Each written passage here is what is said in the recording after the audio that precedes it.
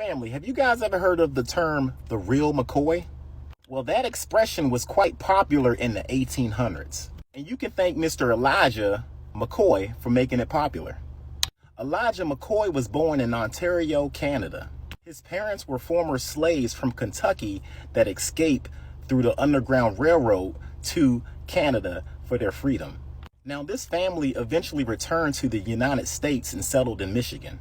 Now, as a young teen, Mr. McCoy traveled to Scotland to study as an engineer. Now, when he returned back home to America, he was unable to find a job.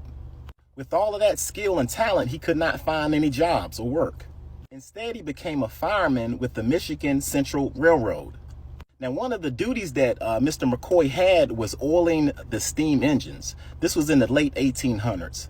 Now, this particular work had to be done like all the time. Every time the train stopped, it required an amount of lubrication, which was inconvenient and quite costly.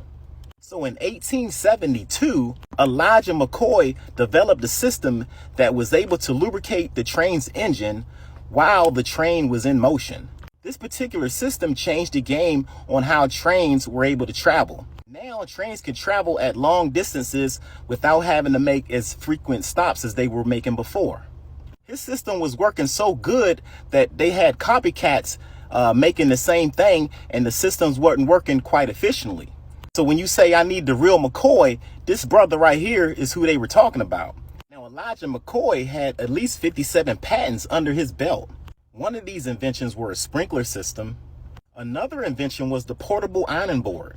Even Mr. Booker T. Washington recognized Elijah McCoy's accomplishments, noting at the time Elijah McCoy held more patents than any other African American at that time. So the next time you hear the term the real McCoy, you can thank Mr. Elijah McCoy.